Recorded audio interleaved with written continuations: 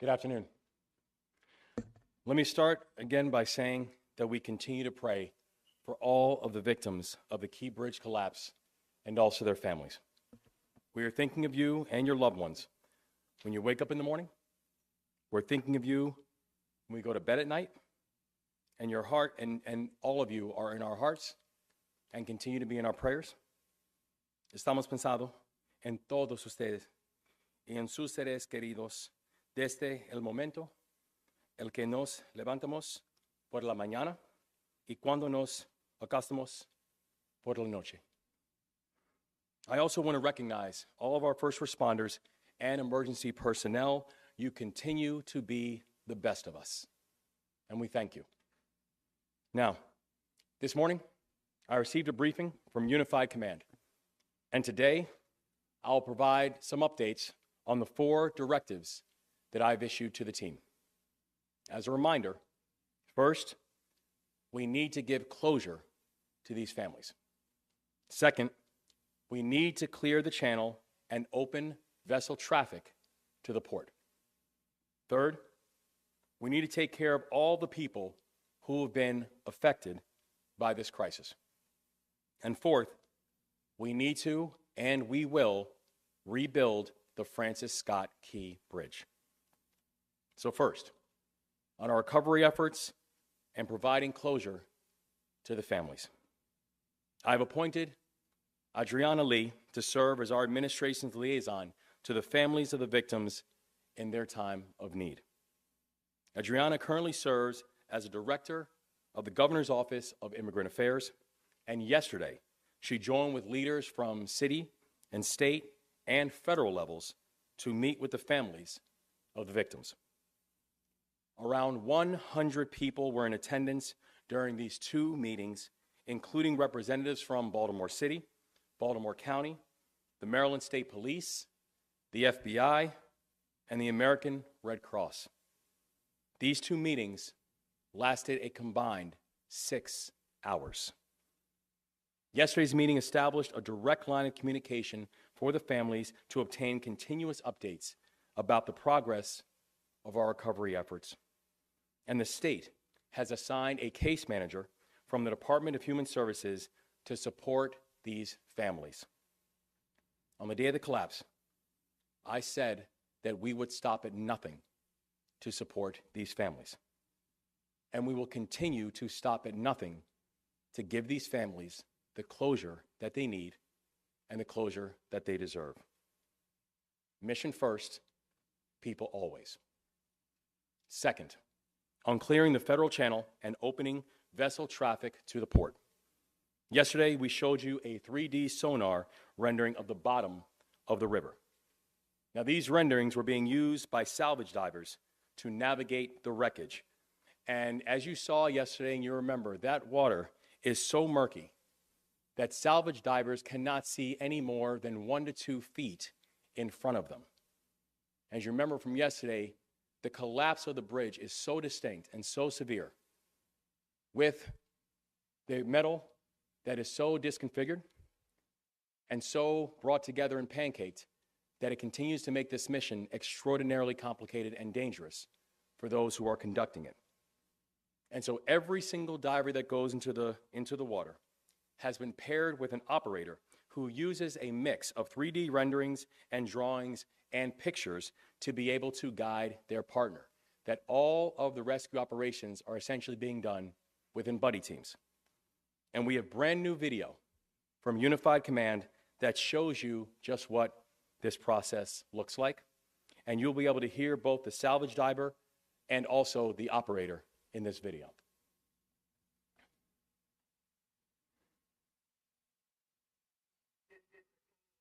Just a couple inches beyond my fingertips. Alright, so you can't get to the bottom. So how much do you have exposed from the mud line to the top of the gusset plate? Stand by, I'll grab the tape. That's the view of our divers. So as you can see, and I think as Colonel Pinchason said really well yesterday, that view looks like being in the middle of a snowstorm with high beams on.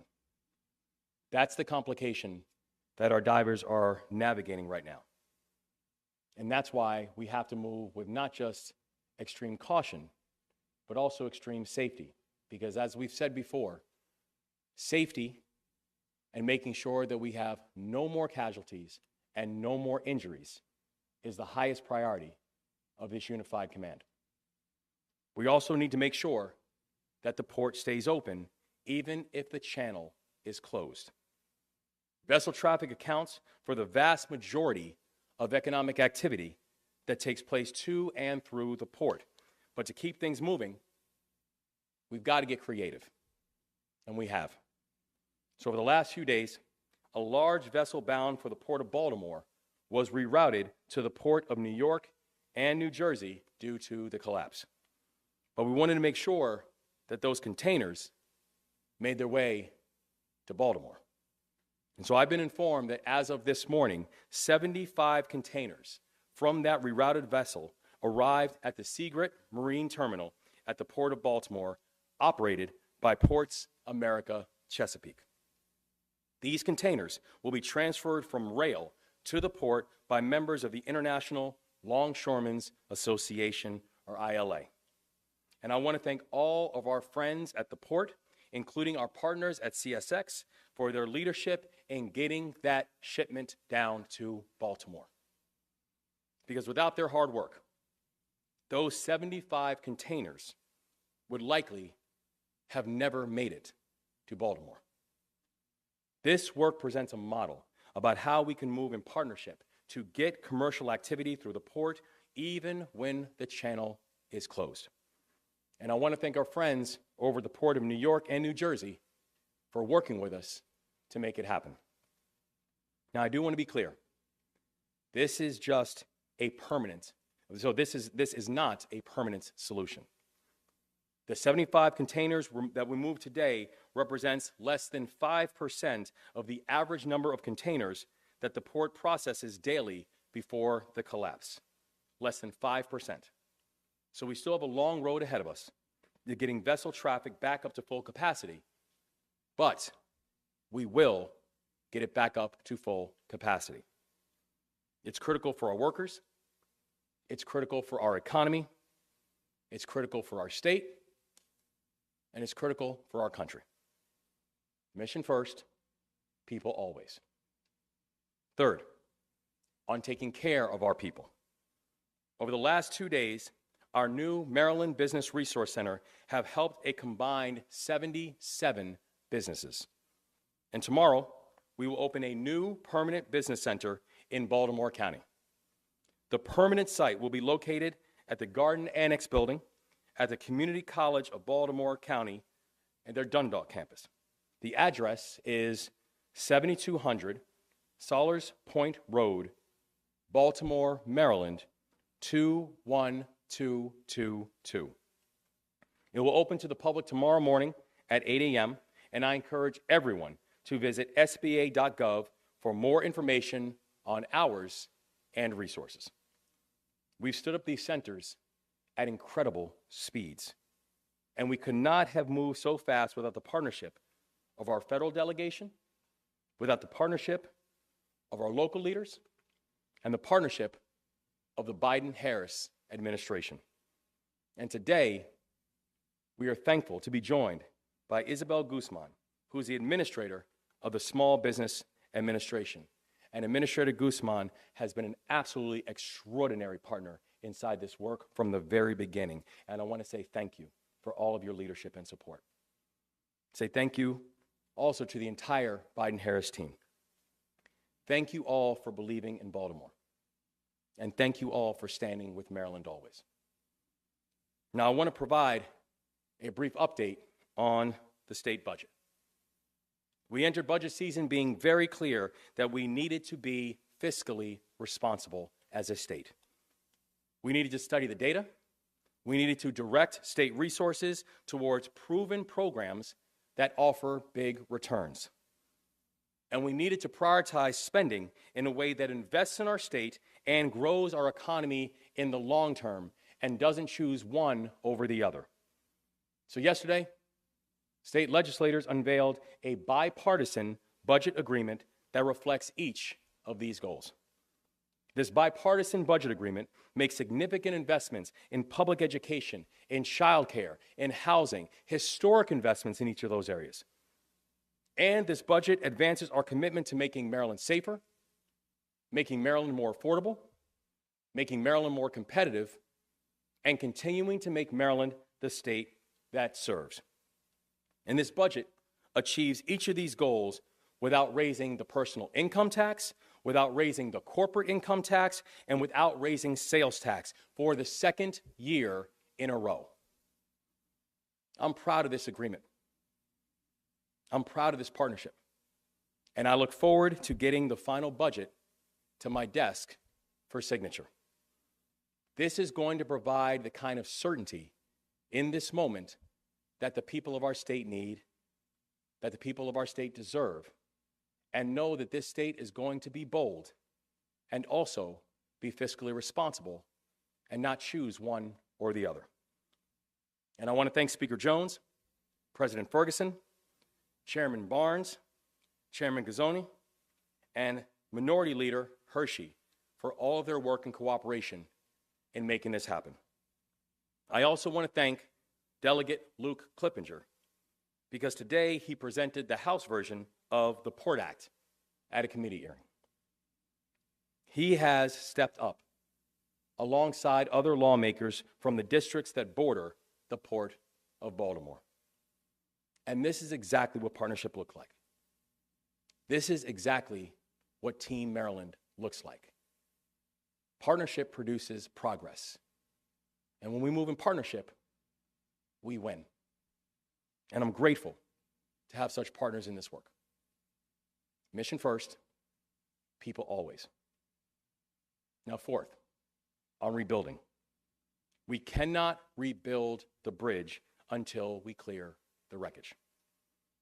But we will clear the channel, we will move the dolly, and we will rebuild the Francis Scott Key Bridge. Every day, I meet more people who prove what it means to be Maryland tough and Baltimore strong. And today, we're joined by Trooper First Class Waldis Batista and Corporal Todd Sexton. They both serve in the Maryland Department of State Police. And throughout their careers, they work together to bring closure and comfort to Marylanders affected by tragedy. The day of the collapse, Trooper First Class Batista was dispatched to assist the MDTA police. He was assigned to a family reunification center to assist with translation needs for the families involved. Corporal Sexton responded to coordinate with Maryland State Police technicians from the Forensic Science Division to document the scene with photographs of the collapsed site. And over the last 10 days, they have worked together to support the families of the victims of the Key Bridge collapse. I am so proud that today is the graduation day for the Maryland State Police. We welcomed 33 new troopers into the ranks. And I'm proud to stand with these two role models that entire class can look up to. Trooper First Class Batista, Corporal Sexton. Thank you both for what you do. Thank you for always making and putting mission first and people always. We're proud to stand with you. Thank you.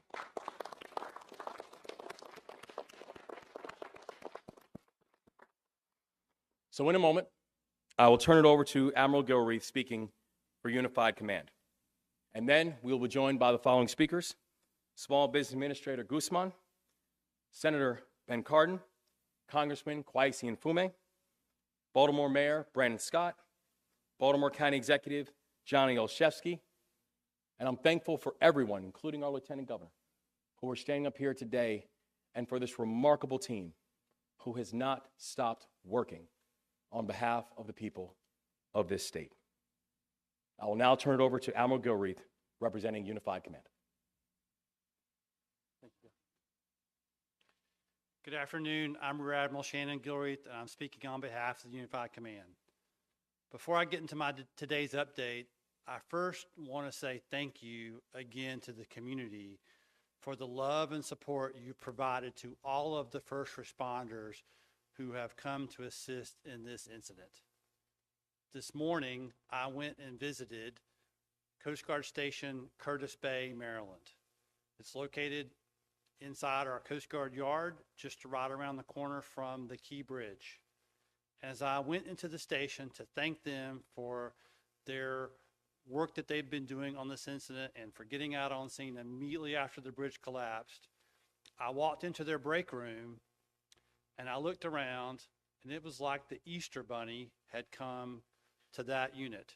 There were probably 300 wrapped little care packages with energy drinks, chips, all kinds of little snacks, and that really lifted their spirits. And we'll be distributing those to other first responders who are contributing to this as well. But I just want to say thank you to the community for that kind of support. I have not seen that in other places for some of these incidents like this. And I really, truly appreciate, and all of our first responders, I'm speaking on behalf of all of them. The people who are standing up here on the local and state and federal side, thank you for the support that you have given us and the people who are working on this incident. So we cannot thank you enough for that support. It means the world to us as we continue to do the very best we can to reopen this facility, reopen the waterway as fast as we possibly can and do it safely. So for my updates, our number one priority remains reopening that shipping channel. So today we are continuing to dive and assess in that deep draft part of the shipping channel. On board the ship, as we work on our second priority to remove the ship, we are rigging containers to get ready to remove them from the bow of the ship and bring them over to Trade Point when we can do that. And then just north of the deep draft channel on our third priority, we are working to remove that large section that I talked about previously that we're waiting on for weather to lift. We are currently rigging that up right now, but we had not yet lifted it as I departed to come over here for the press conference. We're going to continue to work that. So, Governor, that's my updates for today, sir, and back to you, sir.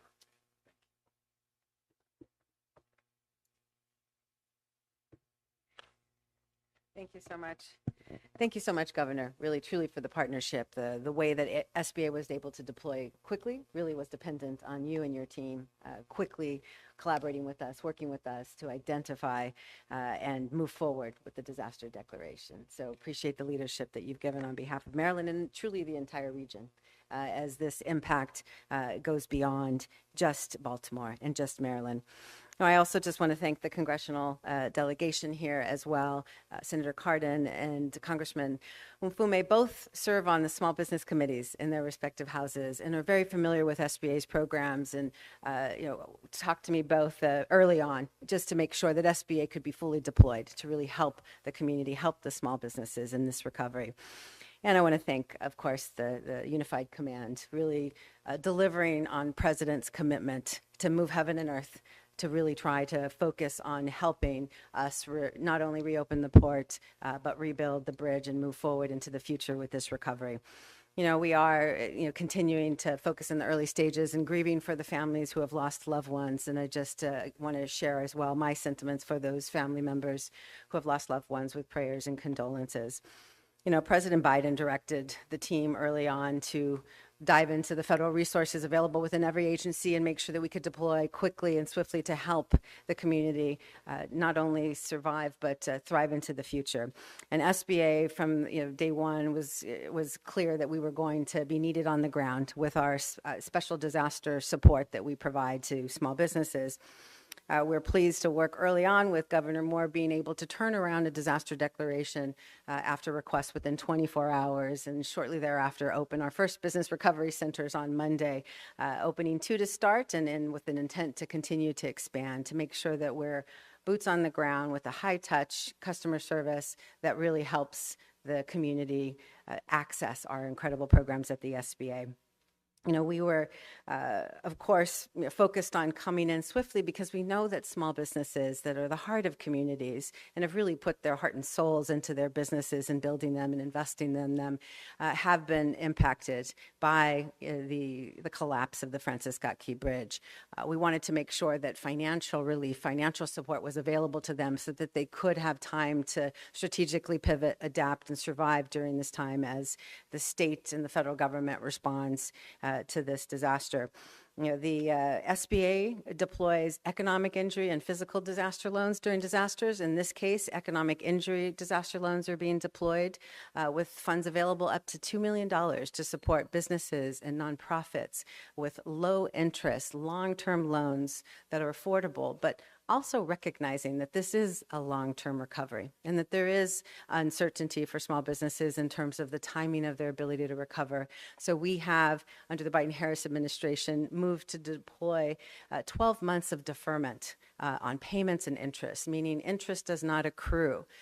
Those payments are not due for 12 months so that businesses can use this cash, this capital, to really maintain payroll, maintain their overhead, be able to continue to survive in the community and support the community as they do so well in this country and keep their entrepreneurial dreams alive in the same time.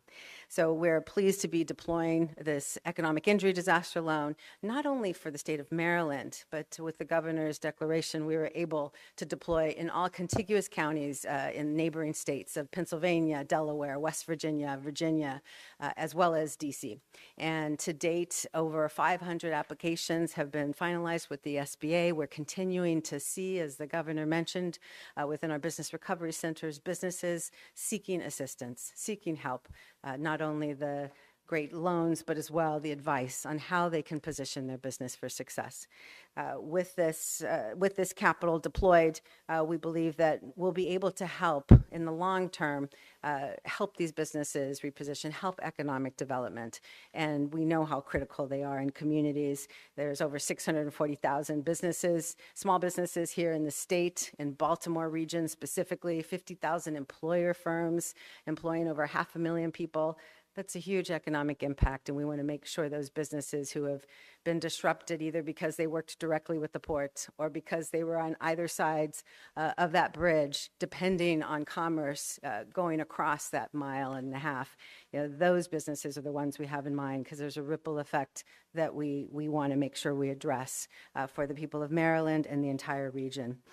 I will continue to direct the SBA to really fully deploy all of our resources, not just focusing on getting these disaster loans into the hands of the businesses that need it the most, but also to help them with revenue growth opportunities, leveraging our contracting dollars, our international trade advisors to help businesses bring economic development, bring more jobs into the state and beyond. So truly, this is going to be a whole of government approach as President Biden has already requested, but beyond that, really dependent on state and local partnerships. So I'm so glad that it was able to be joined earlier by both Mayor Scott as well as County Executive Johnny O to meet with small businesses here in the state and understand some of the challenges and opportunities that they see on the horizon so that we at the SBA can really meet them where they are, serve them in ongoing partnership with the state, county, local, and partners on the ground that are deployed by the SBA to truly lift up economic development. Thank you so much.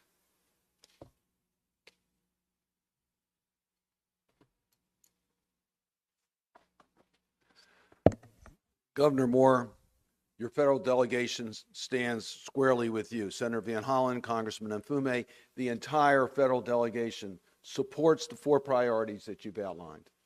We stand with the families of the victims. We will stand with them and bring closure. We strongly will work with you to open up the channel as quickly and safely as possible. We will always help those who have been impacted, the workers, the business owners, the communities, and provide the relief that is needed. And the Key Bridge will be replaced with a bridge befitting our community. We stand with you on all of those points. Administrator Guzman, thank you for coming to Baltimore, and thank you for your leadership on behalf of small businesses. Governor, we heard from those that are really impacted by this bridge coming down. We know about all the containers that go through the Port of Baltimore, 1 million a year.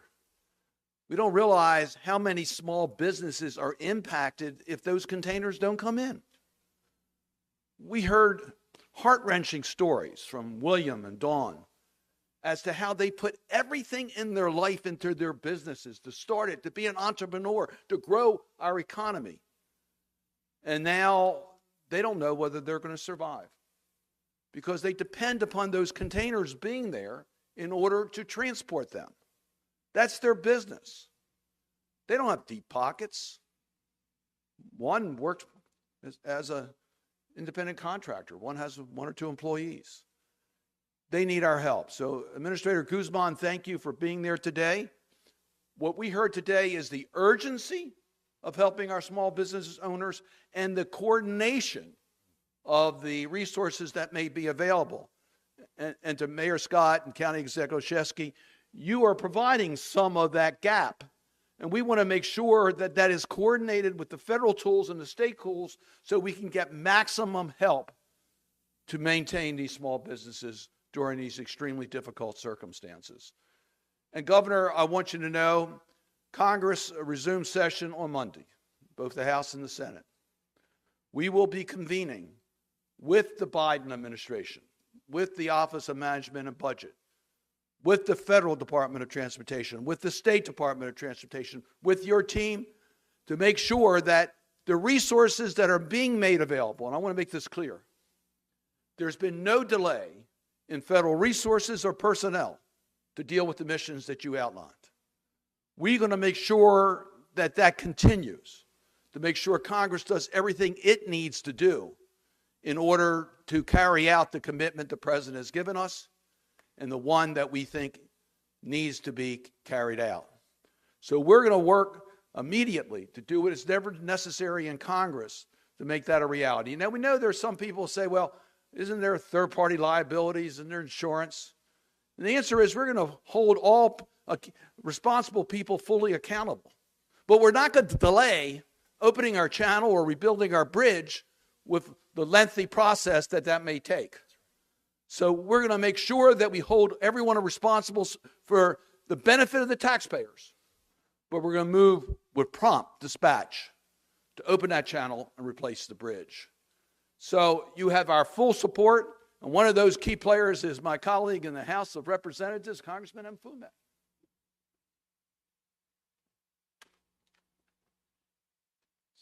Thank you, Ben. Thank you, Governor. Ladies and gentlemen, good afternoon. Allow me just to again thank the Unified Command that has been operating at the direction of our governor and that has kept this process moving in a very clear and transparent and open way. Governor, I said a little while ago, standing in the hall with someone, what if we didn't have the same people in place as you see on both sides of this podium, but that we had another group that perhaps may not have been as committed or as attached or have the same skills? God would have to help us. That's how bad it would be. But we do have a great team. And I can tell you, after many, many years of dealing with many, many issues that have been catastrophic, I've never seen in place a team like this before. So I want to thank you, Governor, and the Lieutenant Governor for your leadership. Corporal Sexton, can you step out for a minute? And Trooper Batista. Again, I just want to reiterate deliberately and redundantly what the mayor or the governor has said, and that is that we thank you so much for your interaction with these families. We will never, ever, ever forget that that's why we are all here. Thank you both very, very much. Ben Cardin said something that should be repeated. That is that there has been an extremely fast response from the federal government, extremely fast. We're in day 9, and already the president made this a priority on day 1. Also on that day, we were visited by Pete Buttigieg, the Secretary of Transportation, who also met with the governor and delivered to the governor before week's end $60 million in initial cleanup funds. Last Friday, I stood on the docks with several hundred longshoremen, along with the Secretary of Labor, She has made a commitment, and labor is sending money into our Department of Labor. And today we are very, very fortunate, as you heard, to hear from Administrator Guzman, head of the Small Business Administration, who has come here to help and has been helping. She and I spoke last Thursday. I was amazed by Friday evening. Governor, you were reporting that they had already sent in $3.5 million to help with EIDL loans and are doing so much more. Thank you so very much for being here. Now, one quick thing about the community, lest we ever forget, and then one final thing about Congress. I can't say enough. You've heard about the outpouring of help and people just giving of themselves, providing meals, as the Admiral talked about, and doing so many other humanitarian things. I want to thank the people of Dundalk and the people of Turner Station who have gone out of their way during this time to help accommodate the needs of so many as we traverse their neighborhoods going back and forth, who for them that bridge was a cathedral. It was a part of the skyline. It was a way to get to work, to get to school, and to visit loved ones. They understand the depth of this, and the sincerity of them has been overwhelming. And I'd be remiss if I didn't say thank you to all of them. Now, Senator Cardin is right. We go back in on Monday, which is why there's not been any congressional action. Somebody said, well, how come the Congress hasn't done anything? Well, the Congress has done quite a bit.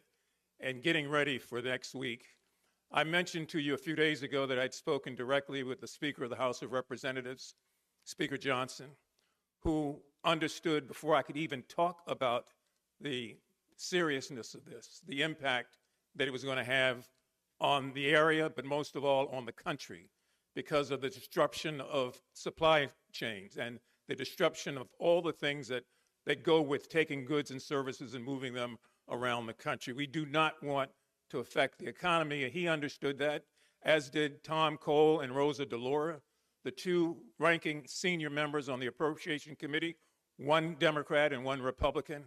And I've talked to a number of my colleagues on the House side, from Leader Hakeem Jeffries on down.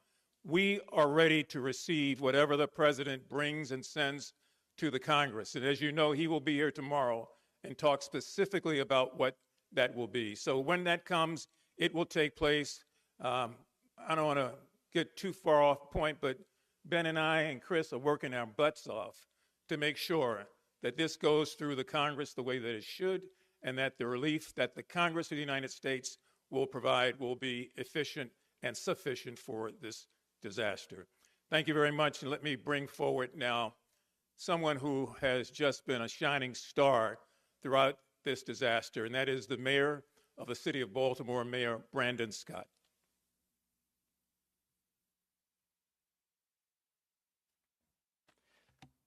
Good afternoon, and thank you, Congressman. First, let me thank the governor and the fabulous team from Unified Command at the governor's direction for their continued work in handling this tragedy with the utmost care. And as I always say, we will continue to uplift all the families that have been impacted, particularly those who are still missing among the wreckage. We will not leave you. We will be by your side each and every day. As you've heard from the governor, my mayor's Office of Immigrant Affairs has been central to that work, working alongside the governor's team and the county executive's team to support those families, engaging with them each and every day. And the fund that they put together now has already more than $430,000 in it. That funding will go directly to these families for whatever they need, no matter, Mr. Governor, which jurisdiction they reside in, because together is how we are working through this tragedy. We will continue to be with them throughout the duration. From now on, they know that they have a place of support from every single team that is involved in this response. From mine, County Executive Olszewski, County Executive Pittman, the governor, President Biden, our congressional delegation, everybody is in it together.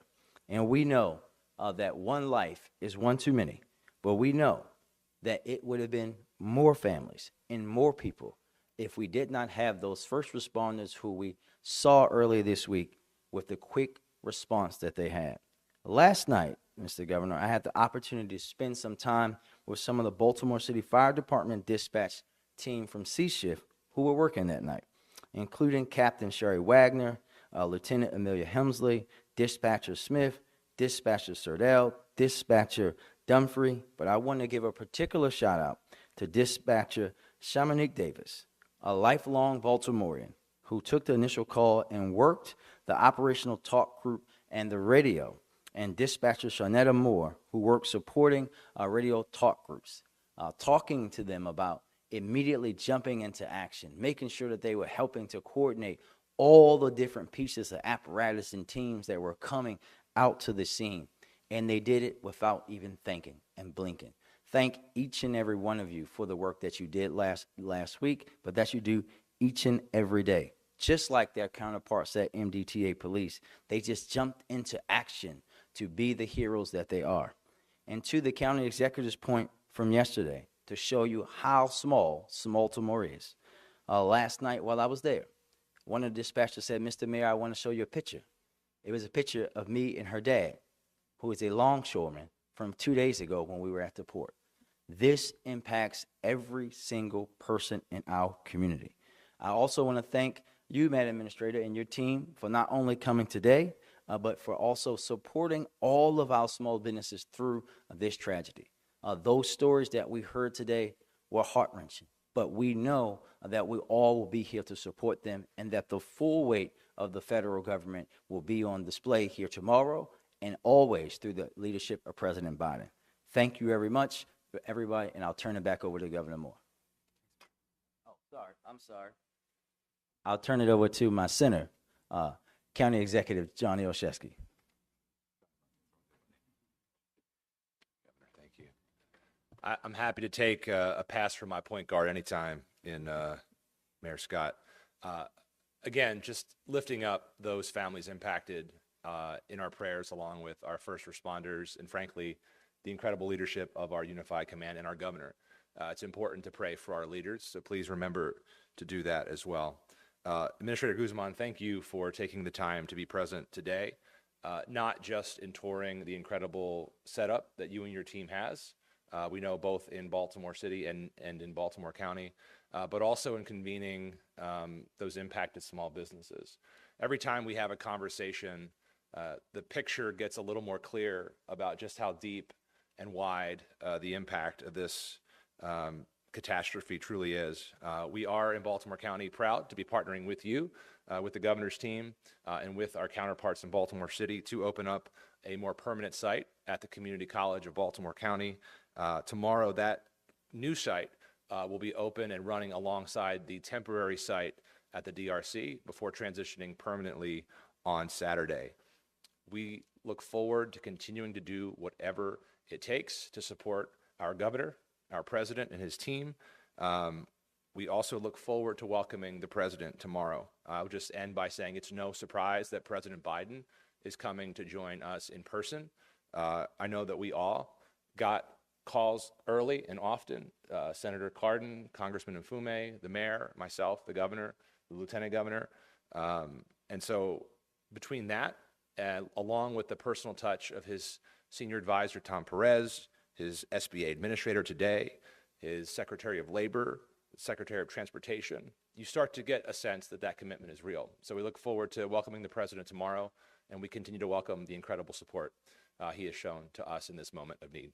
With that, I'll turn things back over to our leader, Governor Moore.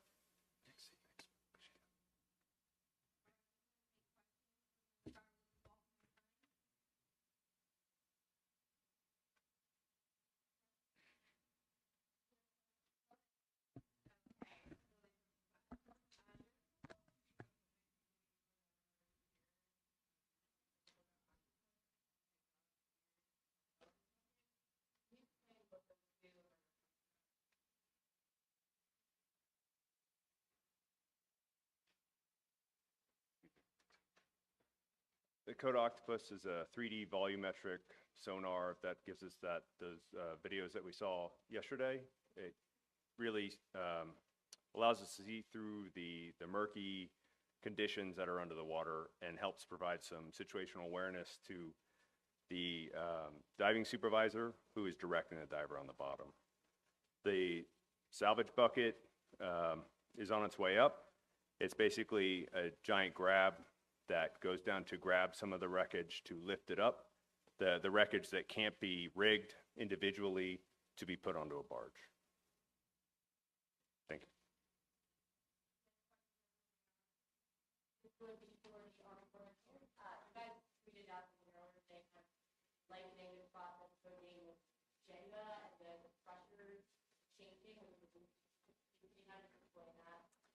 Sure. It's hard, I guess, trying to make folks be able to visualize this. When you look at the skyline and you see these large spans in the water, it looks like they just fell. And so you think of how Jenga falls or pickup sticks fall, and you think you'll be able to take them apart. But the wreckage is so mangled, cantilevered, and bent that within those piles, within that wreckage, there may be the forces that it came down with. Those spans might have been contorted in such a way that if you were to cut it, there might be some force that's pent up. And I guess a good way to explain it is like a spring. If I'm going to pull a spring with tension and it's laying there and it looks like it's not moving, but if I were to cut it, it would snap and go back. So when we're describing why our divers need to go down there and verify what we're seeing in those 3D drawings, it's because they need to verify what those connections look like so that we can understand if there are any forces on the wreckage in a certain way. So if we do cut something, God forbid, there won't be an additional risk or that we wouldn't have additional casualties. So we might be describing how things are laying, but it's really about how we're going to take it apart.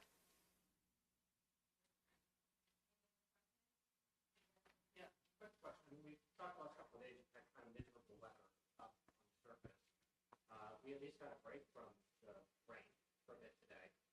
Have you been able to resume some of the work at the surface that you've not been able to do? Were you able to move the ball forward today, so to speak? So yesterday, during the weather, crane operations did cease, but we were continuing to dive and survey. We have one pick that we're working on over on the north side of the wreckage, and that I was out there this afternoon and I saw them. They were already cutting. When I left, it was still not removed yet, but they're working on about a 350-ton lift out of that span. That's supposed to happen today.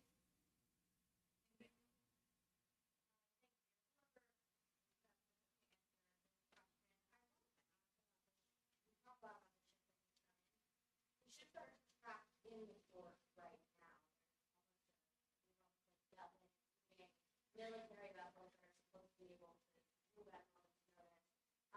What is the status of the ships in commercial and military applications still on that stuff right now?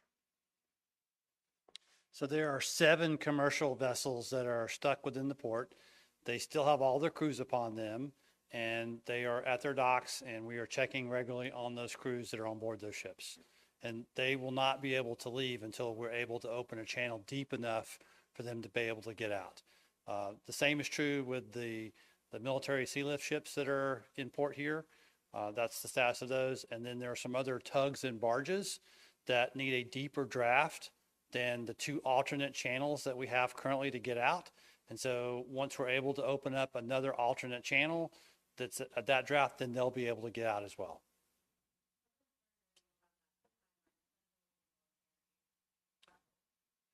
Well, we are working as fast as humanly possible, as the president has directed us, to reopen that channel.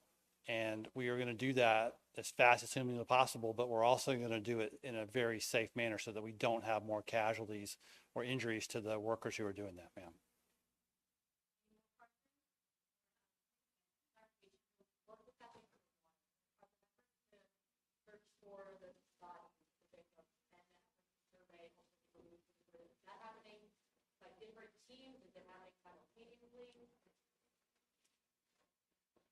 So to refresh, on the first day we had search and rescue, we shifted into recovery, and then when the wreckage was deemed to be too dangerous for divers to go in, we moved to salvage.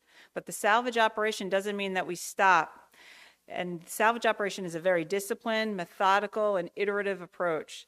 So with every layer of wreckage that we take out of the water, we have to go back in and survey and assess and determine how the wreckage reacted in order to make sure that the next lift will be just as safe. But in that process, if we detect any sign or even the slightest chance that there's something we need to continue to investigate that might be a missing person or a piece of equipment that could possibly have a sign for more recovery efforts, we've got the Maryland State divers from Maryland State Police to come in and be ready to go right there. So it is an integrated part of the salvage operation. The recovery it's not an afterthought. It's integrated in that plan.